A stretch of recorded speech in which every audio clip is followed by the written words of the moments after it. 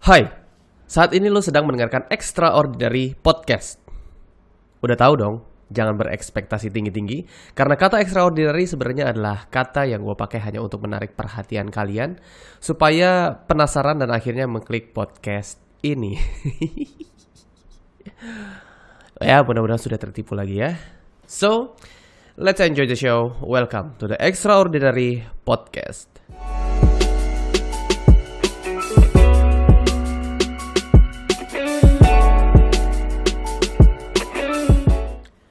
Halo para pendengar, gimana kabarnya? Ya, gue tuh dapat kritik sebenarnya dari banyak orang, terutama dari circle gue sih ya. Ini tentang nama panggilan pendengar gue, extra human. Itu apaan sih extra human? Katanya sih nggak enak didengar. Dan akhirnya gue dengan restu orang tua, mertua, istri, anak, dan sahabat-sahabat, ya. Akhirnya memutuskan untuk mengganti nama panggilan para pendengar gue menjadi extra people. Sebenarnya tidak bermaksud untuk mengikuti smart people-nya Om Deddy Kobuzer gitu ya. Selamat siang Om Deddy ya. Tapi ya biar barokah aja sih katanya. Ya, kita tentukan saja nama para panggilan untuk para pendengar adalah extra people. Anyway, gue tuh punya jam tangan kesayangan. Ini tuh udah lama banget gue pakai. G-Shock DW5600. Itu udah gue pakai 3-4 tahunan gitulah, gue agak lupa. Dan sekarang itu tuh udah banyak lecet-lecetnya gitu. Terus secara fungsi masih sangat baik gitu. Cuman karena gue pengen ganti suasana aja, gue akhirnya memutuskan untuk ya gue coba cari jam baru gitu. Sampai akhirnya gue browsing di marketplace, review lah, biasa lah ya. Sampai akhirnya ini jam G-Shock tuh makin lama makin luas banget gitu, makin banyak banget. Dan perkembangannya tuh makin lama makin ngikutin zaman aja gitu loh. Akhirnya gue penasaran dan riset kecil-kecilan mengenai si G-Shock ini gue pelajarin, dan akhirnya banyak banget cerita-cerita menarik yang mungkin banyak orang yang belum tahu gitu ya. Akhirnya gue memutuskan untuk ya udah deh, untuk podcast gue yang berikutnya gue akan bahas mengenai G-Shock. Well, kita bahas aja cerita G-Shock di podcast gue kali ini. This is it, the extraordinary watch from G-Shock. Let's start it.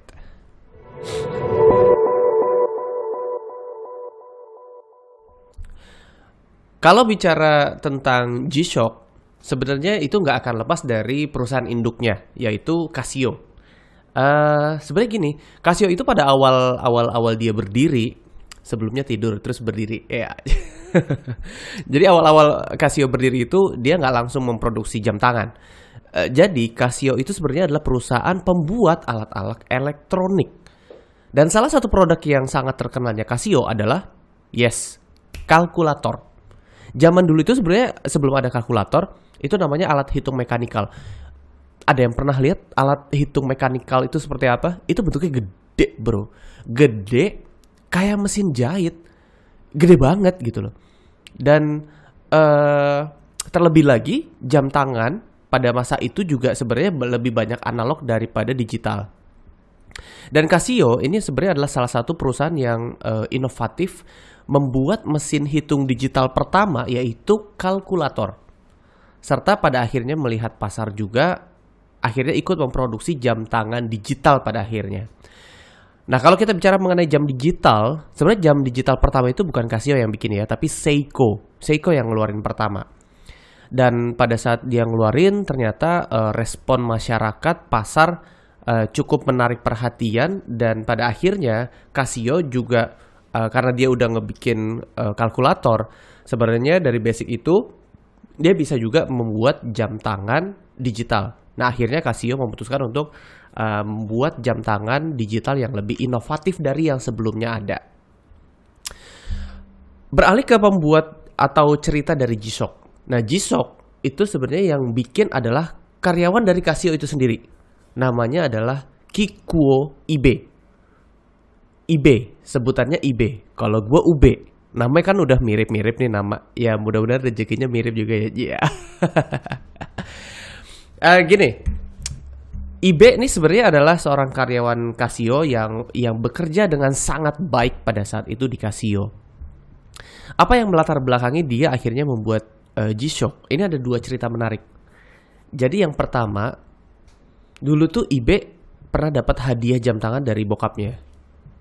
Dia tuh seneng banget dapat hadiah dari bokapnya berupa jam tangan itu. Karena lu tau lah ya, orang Jepang itu sangat straight banget, sangat disiplin banget dengan waktu, dan secara culture orang Jepang tuh semuanya rata-rata pada pakai jam tangan. Itu saking senengnya si Ibe dengan jam tangan yang dikasih sama bokapnya, itu dipakai di tangan kanan, di tangan kiri, di kaki, di leher, di badan, di pinggung.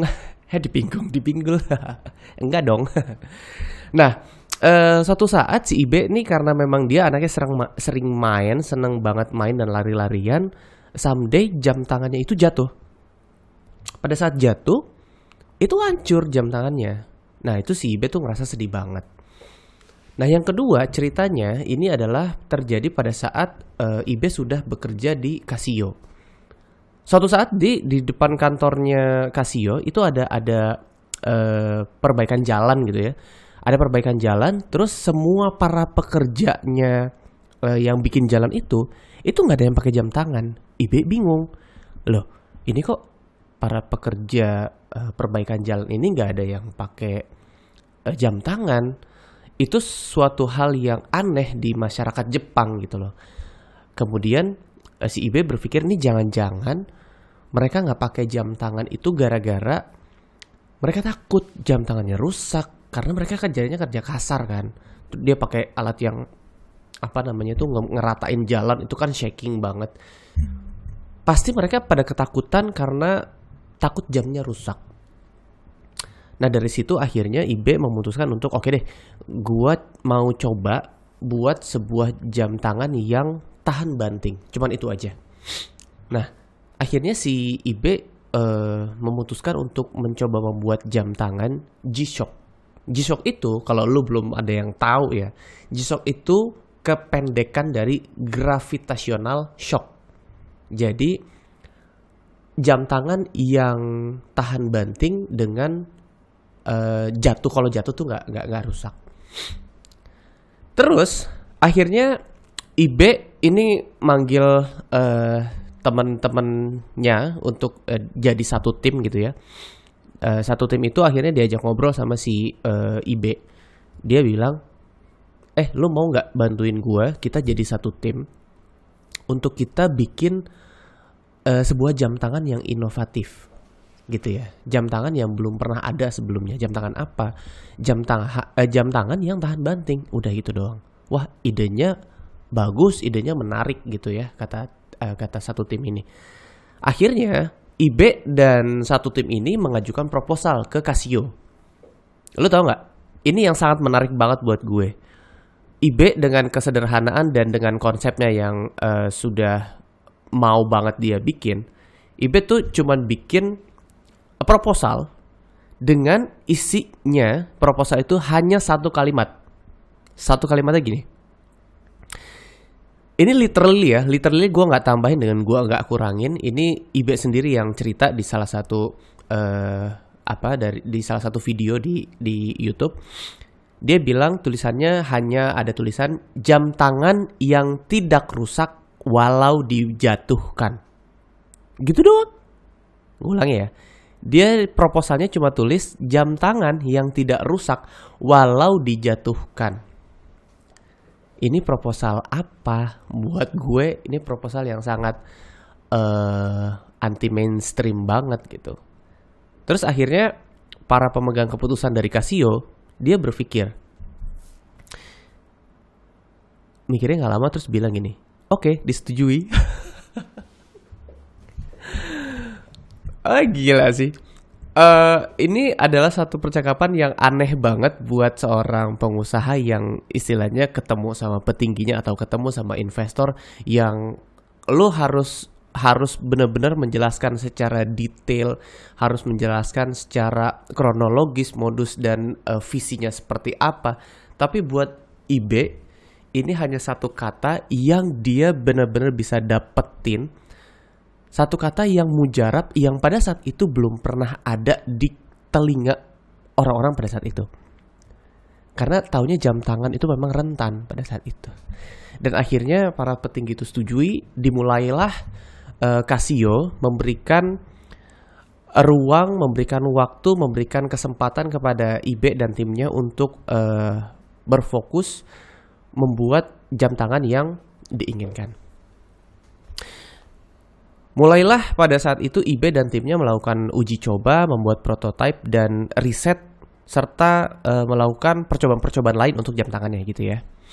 Ini ada cerita-cerita yang sangat inspiratif banget menurut gue, di mana Ibe dan timnya itu benar-benar melakukan percobaan dan menemukan satu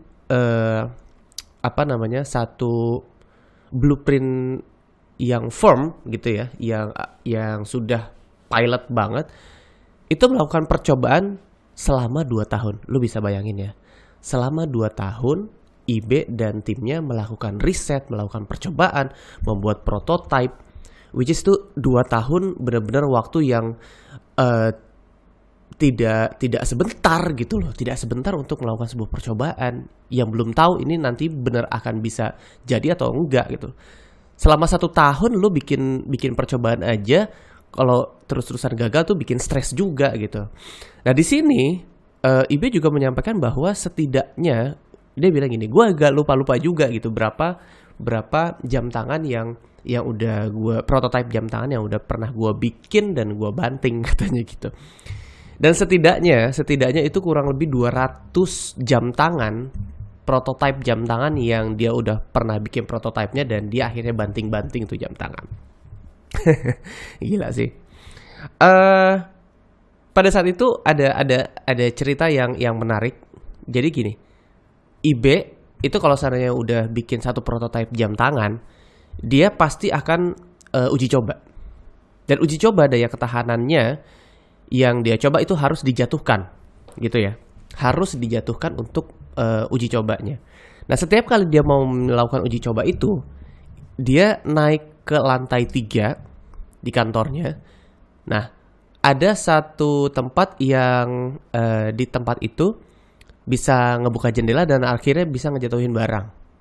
Itu di toilet lantai 3. Jadi dia setiap kali udah selesai nih, udah jadi satu prototipe, dia naik ke lantai 3, dia masuk ke kamar mandi, dibuka jendelanya, abis itu dibanting tuh, abis itu dijatuhin jam tangan yang prototipe yang udah dibikin. Itu selalu kayak gitu. Lu bisa bayangin ya, beratus-ratus kali dia coba, dia masuk lagi ke kamar mandi itu, dia naik lagi ke lantai 3 itu selalu ngejatuhin.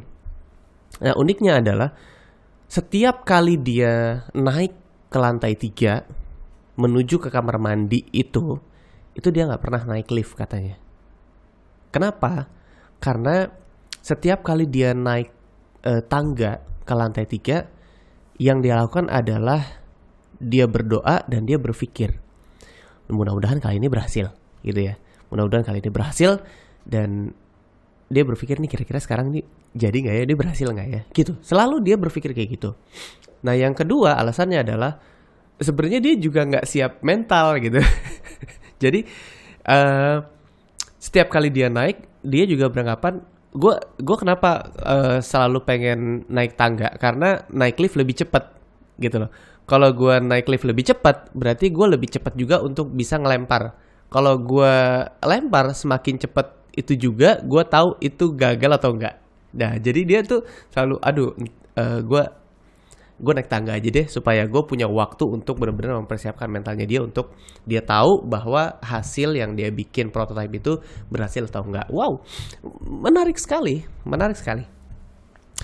Dan sempat juga ada masa-masa di mana Ibe itu benar-benar merasa frustasi gitu ya, frustasi dan hampir banget putus asa karena percobaan yang dilakukan tuh gagal terus. Gimana ya, itu bener-bener sangat bikin, kata si Ibe, itu bener-bener bikin kepala gue mau meletus gitu katanya. Jadi lo bisa bayangin ya, dimana orang mau bikin sesuatu hal yang baru, udah ditawarin udah dimintain proposalnya, dikasih kesempatannya, mungkin waktu dan kebutuhan untuk risetnya itu juga sudah didanai oleh Casio, tapi gagal lagi. Lu bisa bayangin butuh waktu 2 tahun dan butuh ratusan jam tangan yang dicoba buat, kemudian gagal lagi. Itu bikin bener-bener si eBay tuh frustasi banget gitu. Sampai ada satu momen di mana eBay tuh bilang, ini kalau gua gagal lagi, gua mundur aja deh dari perusahaan ini. Sampai segitunya. Dan lu tahu sendiri ya, kalau orang Jepang itu udah malu karena gagal tuh benar-benar bisa sampai harakiri gitu, benar-benar bisa sampai bunuh diri. Gue mendingan mati aja daripada gua menanggung malu ini gitu ya. Kalau orang Indonesia mah apa aja. Orang Indonesia tuh kuat-kuat juga loh, kuat nahan malu. Iya. Nah, anyway, pada satu saat karena eBay itu merasa gagal terus, dia akhirnya suatu hari dia main ke taman. Di taman itu dia benar-benar merilekskan diri dan merilekskan hatinya mungkin ya. Terus di taman itu ada anak-anak kecil lagi main bola. Dia perhatiin anak-anak itu nendang bola, ngelempar bola. Terus ada satu waktu bola itu dibanting.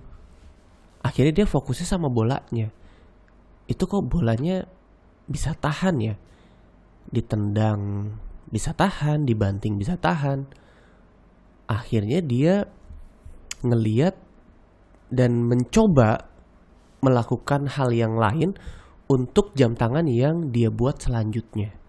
Nah, ada satu cerita dia pernah bikin jam tangan, bahan dan materialnya itu seperti bola yang dilihat, tapi gedenya segede bola tenis. Jam tangan segede bola tenis. Abis itu dibanting. Pada saat dibanting, nah itu jam tangannya kuat. Dan pada saat itu akhirnya ini material bahannya seperti ini, dan kemudian dari segede bola tenis itu dikecilin lagi sampai kebentuk jam tangan yang proper atau sesuai dengan pergelangan tangan manusia. Nah, itu baru akhirnya tahun 1983 jadilah satu jam tangan pertama untuk G-Shock, yaitu dengan model DW 5000C. Itu produk pertama dari G-Shock. Nah, saat dirilis G-Shock DW 5000C ini pada akhirnya mulailah dipublish, bahwa mulailah dirilis, mulailah di launching gitu ya. Mulailah dipasarkan jam tangan G-Shock ini yang diproduksi oleh Casio. Nah, uniknya target pemasaran dari si G-Shock ini itu sebenarnya pertama kali itu bukan di Jepang itu sendiri, tapi di Amerika Serikat. Jadi dia melaunching dan memasarkan lebih banyak, lebih gencar itu di Amerika Serikat dibanding di Jepang itu sendiri. Sampai pada akhirnya ternyata memang karena kualitasnya bagus, daya tahan juga kuat banget dari jam tangan itu. Akhirnya di Amerika itu booming banget.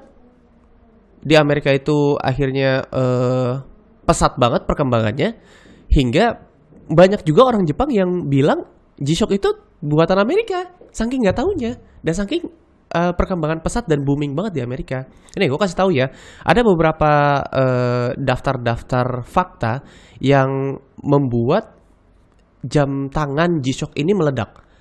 Itu di mana jam tangan G-Shock ini dipakai oleh artis-artis Hollywood. Gue sebutin satu-satu.